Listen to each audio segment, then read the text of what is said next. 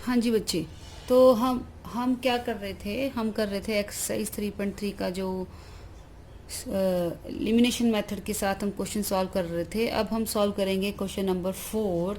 ठीक है, तो इसका जो फोर्थ पार्ट है, थर्ड क्वेश्चन का फोर्थ पार्ट है, वो क्या बोल रहा है, the taxi charges in a city consist of fix charge together with the charge for the distance covered. क्या बोल रहा है, एक जो टैक्सी के चार्ज हैं उसमें तो एक चार्ज उसका फिक्स है, together with the charge for the distance cover, किसके साथ फिक्स है, जितना बाकी उसने एक्स्ट्रा डिस्टेंस कवर किया उसके साथ।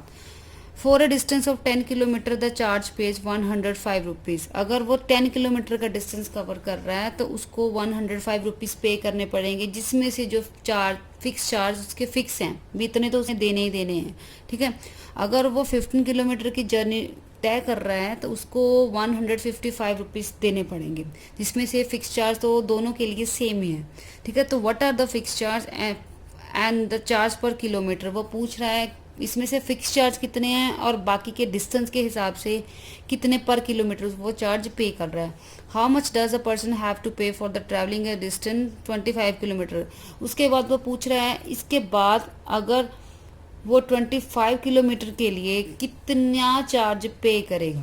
ओके, तो सबसे पहले हमने स्टेटमेंट कैसे बनानी है, हमने ले लेनी है दो चार्ज की बात हो रही है, एक फिक्स चार्ज की, एक additional charge, charge for kilometre. Let हम ले लेंगे fix charge equal to x rupees. Okay, हमने मान लिए कि फिक्स चार्ज कितने हैं एक्स, और एडिशनल चार्ज बोल दो, चाहे आप इसको बोल दो charge for the kilometre. Okay, वो हमने ले लिए वाई रुपीज़, या आप इसको बोल दो चार्ज फॉर या चार्ज पर किलोमीटर। ओके, वो भी क्या है, वाई रुपीज़ है। तो अकॉर्डिंग टू क्वेश्चन तो हमारी फर्स्ट स्टेटमेंट क्या बनेगी, देखो फिक्स चार्ज दोनों के लिए सेम है, चाहे वो 10 किलोमीटर का डिस्टेंस कवर करे, 15 का, 25 का, तो उसको उसमें तो कोई चेंज है नहीं, तो हमने एक्स को तो एज इट इज ले लिया। अब बाकी जो एक्स्ट्रा चार्ज है वो किलोमीटर के हिसाब से है। अब ऊपर कितने किलोमीटर हैं, 10 किलोमीटर, तो हमारे पास आ गया 10y। अब टोटल चार्ज, टोटल उसने रुपीज़ कितने दिए हैं पहले के लिए, 105, तो ये हमारी बन गई फर्स्ट इक्वेशन। अब ऐसी सेकंड 15 किलोमीटर के लिए फिक्स चार्ज तो सेम ही है, तो यहाँ पे बन जाएगा 15y, उसके लिए 105 रुपीज़ पे कर रहा है। अब हम लगाएंगे एलिमिनेशन मेथड। एक्स के कोफिशिएंट हमें सेम दिख रहे हैं, हमें साइन चेंज करने हैं। अब साइन चेंज करके एक्स से एक्स कट गया।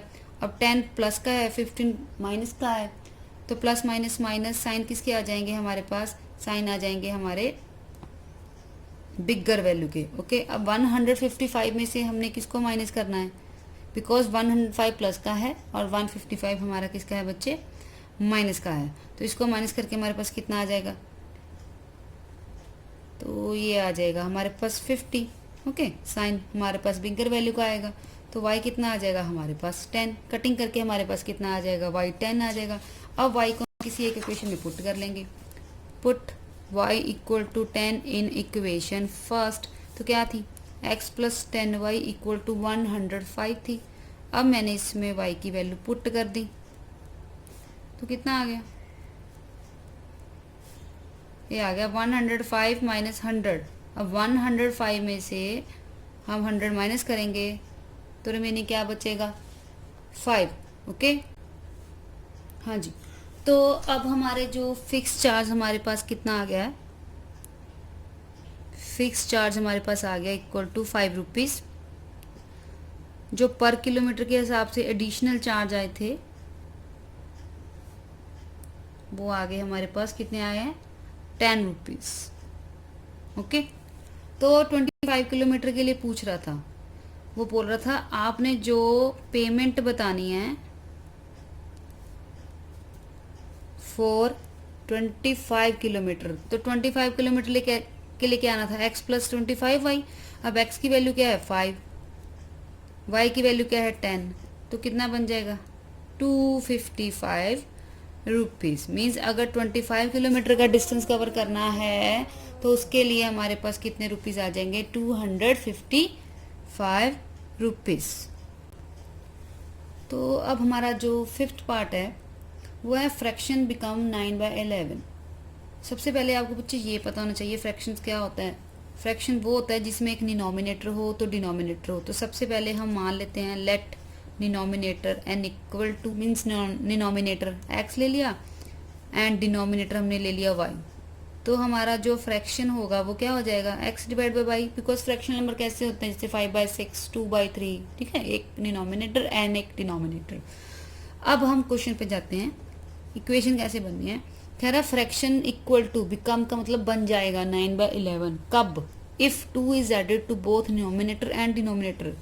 वो बोल रहा है अगर डिनोमिनेटर में भी 2 ऐड कर दूं, डिनोमिनेटर में भी 2 ऐड कर दूं, तो हमारा जो फ्रैक्शन है वो किसके इक्वल हो जाएगा, वो हो जाएगा 9/11 के इक्वल। तो हमारा बच्चे अब नेक्स्ट स्टेप क्या बनता है, हम इसको क्रॉस मल्टीप्लाई करके इस इक्वेशन को सेट कर लेंगे। तो 11 को दोनों से मल्टीप्लाई करेंगे, यहाँ पे 9 को दोनों से मल्टीप्लाई करेंगे, बन जाएगा 11x 22 9y 18। अब x और y को एक तरफ कर लेते हैं, जो नॉर्मल नंबर है उनको दूसरी तरफ कर लेते हैं, ठीक है। तो हमारे पास बच्चे बन गया 11x माइनस 9y। तो अब हमारे पास यहाँ पे कितना आ जाएगा, अब 18 प्लस का है, 22 माइनस का है, तो 22 में से 18 माइनस करनी है तो कितने आ जाएंगे, 4, ठीक है। 19 20 21 22, 18 में अगर 4 ऐड करो 22 बनते हैं, तो साइन बिगर वैल्यू का आना है बिकॉज माइनस किए हैं, तो -4, ठीक है बच्चे। तो हमारी जो फर्स्ट इक्वेशन बन गई वो बन गई 11x, ठीक है, minus 9y equal to -4, okay. अब हमने बच्चे दूसरी इक्वेशन बनानी है। दूसरी इक्वेशन में क्या बोल रहा था, वो बोल रहा था 3 if 3 is added to both denominator denominator. पहले 2 ऐड किया था, अब 3 ऐड करना है, तो फ्रिक्शन हो जाएगा 5/6। अब हमने क्या ऐड करना है, 3 ऐड करना है दोनों में, तो फ्रिक्शन क्या बन जाएगा 5/6, ओके। तो वैसे ही अब हम इसको क्या करेंगे, क्रॉस मल्टीप्लाई करेंगे। कैसे करेंगे, 6 इधर आ जाएगा, 5 इससे मल्टीप्लाई हो जाएगा, 6x 18 5/15। वैसे ही हम x और y को एक तरफ कर लेते हैं, तो कितना आ जाएगा, 18 में से 15 गए 3, साइन बिगर वैल्यू का। इसको अपनी सेकंड इक्वेशन ले लेनी है। अब हमने बच्चे क्या करना है, एलिमिनेशन मेथड लेना है। तो 11x minus 9y equal to -4, ये हमारी ये इक्वेशन है। अब दूसरी क्या है, 6x minus 5y equal to -3। अब एलिमिनेशन मेथड कैसे लगाएं, किसके कोएफिशिएंट सेम करें, चाहे x के कर लो बच्चे, चाहे आप कर लो y के। हम क्या करते हैं, इस पूरी इक्वेशन को मल्टीप्लाई कर देते हैं 6 से, इसको पूरी को मल्टीप्लाई करते हैं 11 से। तो ये 11 को 6 से करेंगे 66x, यहाँ पे कितना बनेगा 9 6 54, यहाँ पे कितना बनेगा -24, ओके। 9 6 24 होता है, ओके बच्चे। तो 11, अब सेकेंड इक्वेशन को 11 से मल्टीप्लाई करो, 6 को 11 से किया अगेन 66x, 11 को 5 से किया 55y, 11 को 3 से किया -33। नाउ बच्चे अब x के कोएफिशिएंट सेम तो हो गए, बट इनके साइन चेंज करने पड़ेंगे क्योंकि कटिंग करनी है। ये साइन चेंज हो गया, इसका साइन बन गया प्लस, इसका साइन बन गया प्लस, जो नीचे वाली इक्वेशन इसके साइन चेंज कर दिए। अब 66x से 66x कट हो गया, ये 54 माइनस के हैं, 55 प्लस के हैं, plus minus minus sign always come of bigger value. तो अब यहाँ पे आ जाएगा y प्लस के, बिकॉज 55 में से 54 गए 1y, तो बिगर वैल्यू का साइन आएगा। यहाँ 33 प्लस के हैं, 24 माइनस के हैं, तो 33 में से 24 माइनस किए बिगर वैल्यू का साइन, तो 9 आ जाएगा। तो y हमारे पास आ गया 9। अब हमारा नेक्स्ट स्टेप क्या होता है, put y equal to 9 in equation, जौन सी मर्जी में पुट कर दो बच्चे। मैंने इक्वेशन सेकंड में पुट कर दिया, मेरे पास था 6x minus 5y equal to -3। तो y की वैल्यू यहाँ पे मैं पुट कर रही हूँ 9, तो कितना आ जाएगा, ठीक है। तो ये मेरा माइनस के 45 उधर जाके प्लस के बन गया। अब 45 प्लस के हैं, 3 माइनस के हैं, 45 में से 3 गए तो कितना आ जाएगा 42। तो 42 को 6 से डिवाइड करेंगे तो कितना आ जाएगा 7, कितना आ जाएगा हमारे पास 7, ठीक है बच्चे। हाँ जी, तो हमारे पास 7 आ गया। दैट मीन्स हमारे पास जो फ्रैक्शन नंबर था जिसका एक डिनोमिनेटर x था, डिनोमिनेटर y था, तो x आ गया 7 और y कितना आ गया 9। दैट मीन्स हमारे पास जो फ्रिक्शन नंबर कितना आ गया 7/9। ओके बच्चे, क्लियर? हाँ जी बच्चे, जो हमारा लास्ट पार्ट है 6 पार्ट है 5 years hence। ये जो ऐसे क्वेश्चन होते हैं ना 5 years hence नाउ, है ना, ये बच्चों को बहुत डिफिकल्ट लगते हैं, बट बच्चे इनकी इक्वेशन क्वेश्चन से ही बनती है अगर आप पूरा कंसंट्रेट करके इसको ध्यान से पढ़ो। सबसे पहले आपको पता होना चाहिए हैंस का मतलब क्या होता है। ठीक है, अगर वो बोल रहा है 5 year हैंस, हैंस का मतलब अब से 5 साल के बाद। अगर वो बोल रहे हैं 5 years एगो, तो इसका मतलब है अब से 5 साल पहले। जब हम पहले की पुरानी की बात करते हैं तो हम माइनस करते हैं एज को। ऑब्वियस है, अगर मैं बोलूं कि मैं 5 साल पहले इतनी थी या ये मेरी एज थी तो मैं उतनी एज को माइनस करूंगी। अगर मैं आज से 5 साल की बात करूंगी तो मैं अपनी एज में प्लस करूंगी। ठीक है, तो वही बात है।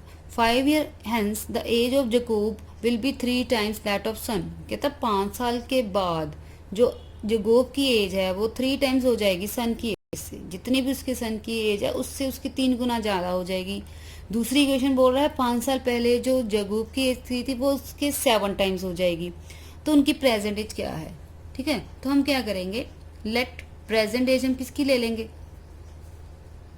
लेट एज ले लो आप जगूब की, ले लो x ईयर्स, और उसके सन की ले लो y ईयर्स। हमने मान लिया भी उसके जो एज है जगूब की x है और उसके सन की y है। अब बेटा अब हम 5 years hence की बात कर रहे हैं तो सबसे पहले हम यहाँ पे मेंशन करेंगे 5 year hence, मतलब आज से 5 साल बाद जो जगोब की एज होगी कितनी हो जाएगी, 5 ऐड हो जाएंगे।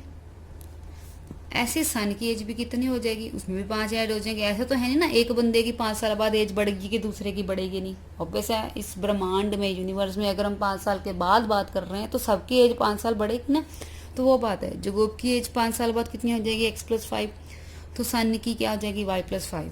अब इसकी हम इक्वेशन बनाते हैं। सबसे पहले दो चीज़ की बात हुई है, एक 5 ईयर की बात हुई है हैंस की, एक हुई है 5 ईयर एगो की। यहाँ पे हम लिख लेते हैं 5 years एगो, एगो मतलब 5 साल पहले। अब 5 साल पहले जगोब की एज क्या थी पता ही है सबको, 5 साल पहले मीन्स 5 साल माइनस कर दो।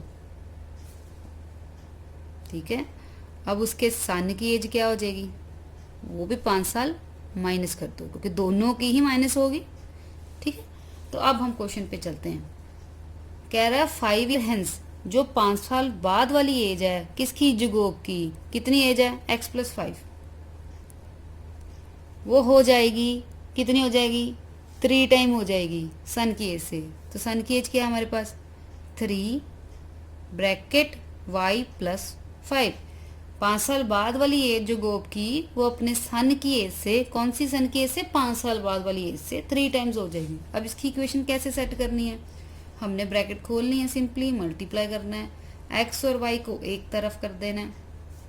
तो हमारे पास कितना आ गया यहाँ पे, फर्स्ट इक्वेशन इजीली सेट हो गई है, कितनी हो गई x - 3y = 10। अब बच्चे सेकंड क्वेश्चन, यहाँ पे भी देखो 5 years एगो, 5 साल पहले जगोब की एज कितनी थी, x - 5।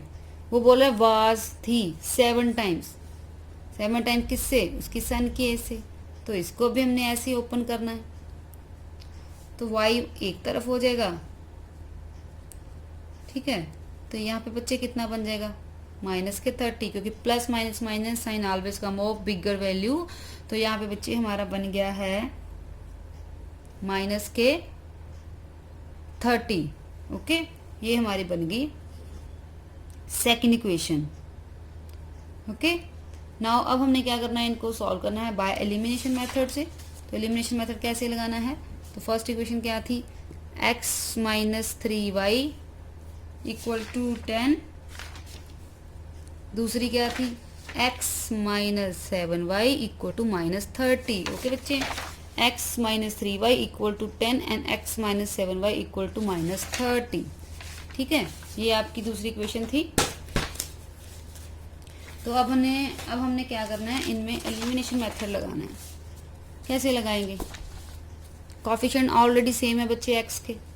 ठीक है, तो बस साइन चेंज करने पड़ेंगे। यहाँ पे माइनस का, ये माइनस वाला प्लस बन जाएगा, ये माइनस वाला प्लस बन जाएगा, एक्स से एक्स कट गया।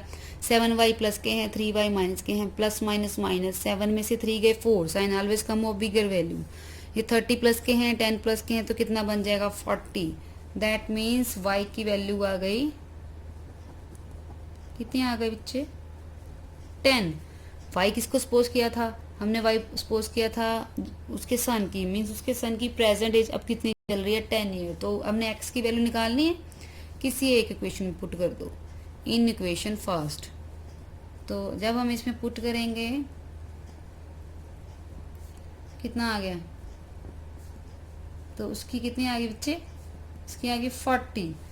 दैट मीन्स हेंस जो प्रेजेंट एज है, किसकी प्रेजेंट एज, सन की, वो है 10 ईयर्स, और जो उसके फादर की है या जो गुप की है वो कितनी होगी 40 ईयर्स। ओके बच्चे, क्लियर। जो ऐसे क्वेश्चन होते हैं उनको ऐसे ही आपने ध्यान से समझ के इक्वेशन सेट करके करना है। तो इसके साथ जो हमारी एक्सरसाइज 3.3 के ये क्वेश्चन है स्टेटमेंट वाले, ये सारे कंप्लीट हो चुके हैं। अगर आपको इन क्वेश्चंस में कोई भी प्रॉब्लम है या कोई इक्वेशन बनानी नहीं आई तो आप मुझसे कमेंट बॉक्स में पूछ सकते हैं, ठीक है, ताकि आपको मैं अपने नेक्स्ट लेक्चर में उसको इजीली क्लियर कर दूं। आई होप कि आपको ये सब समझ आ गया। Thank you.